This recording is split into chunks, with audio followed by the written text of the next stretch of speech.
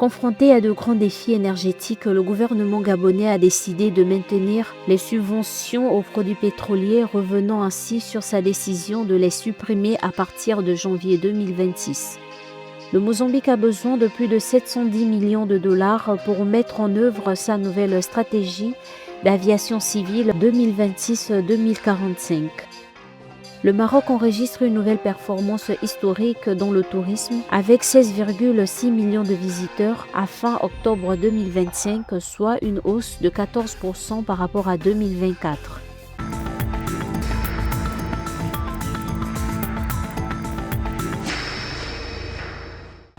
Face à d'importants défis énergétiques, le gouvernement gabonais est revenu sur sa décision initiale de supprimer les subventions aux produits pétroliers, une mesure qui devait entrer en vigueur en janvier 2026 et qui était intégrée au projet de loi de finances 2026. L'annonce confirmée par le ministre du Pétrole et du Gaz, Sostène Nguema, signifie le maintien de ces subventions. En fait, la subvention à la pompe profite davantage à ceux qui vivent en zone urbaine et non à ceux qui vivent en zone rurale. Donc, il s'agit notamment de ceux qui ont des véhicules, de ceux qui ont par exemple des entreprises qui utilisent des gros moteurs. C'est eux qui sont les principaux bénéficiaires.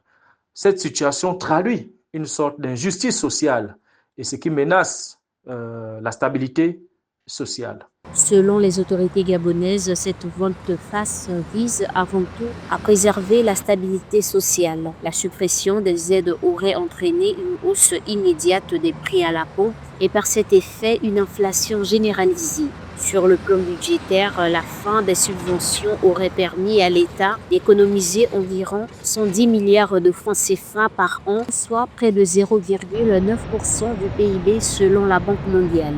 Ces ressources devaient être redirigées vers les secteurs prioritaires comme l'éducation, la santé et les infrastructures. Donc, si on peut comprendre qu'il aurait été brusque de suspendre cette subvention aujourd'hui, avec les augmentations de prix qui auraient pu s'en suivre, notamment dans les transports et même au niveau de certaines denrées alimentaires, à un moment où on parle de la lutte contre la vie chère, cette décision n'est soutenable que si elle vise à identifier, par exemple, des ménages fragiles qui pourraient éventuellement bénéficier de certaines compensations financières ou à cibler certains secteurs clés de l'économie qui pourraient faire l'objet de financement sur la base des économies réalisées à l'occasion de cette suppression de la subvention à la pompe.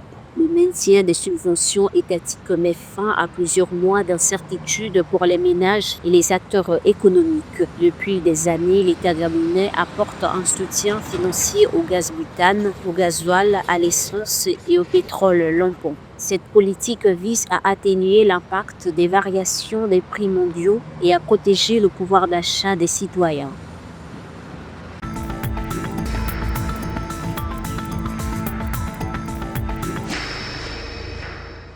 Le Mozambique a besoin de plus de 710 millions de dollars pour mettre en œuvre sa nouvelle stratégie d'aviation civile 2026-2045 qui vise à moderniser les principaux aéroports du pays sur une période de 20 ans. Selon Arthur Saores, responsable d'une société conseillant le ministère des Transports, le plan comprend 779 actions à court terme, 34 à moyen terme et 4 à long terme, reparties en 9 axes stratégiques. Cette stratégie ambitionne de renforcer le cadre législatif et institutionnel, d'améliorer la sécurité aérienne et aéroportuaire et de faire du transport aérien un levier du développement national et socio-économique.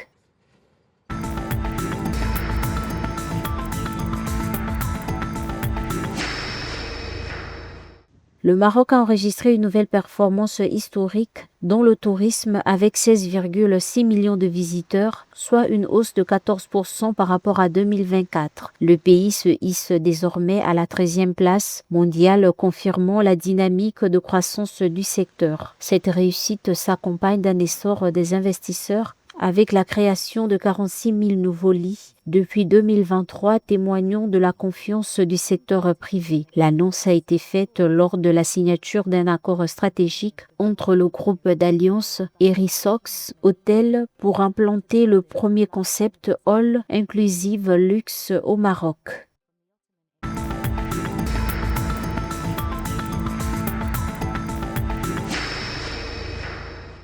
Le fonds de capital risque Venture Plateforme, l'un des principaux investisseurs en amorçage en Afrique, a réalisé une première levée de 64 millions de dollars pour son deuxième fonds panafricain, visant un total de 75 millions de dollars. Soutenu par plusieurs partenaires, ce nouveau fonds permettra de financer les startups africaines en phase d'amorçage et de série A, notamment dans la fintech, la santé, l'agriculture, l'éducation et l'intelligence artificielle. Venture Plateforme prévoit également d'étendre ses opérations en Afrique francophone tout en renforçant sa présence au Nigeria.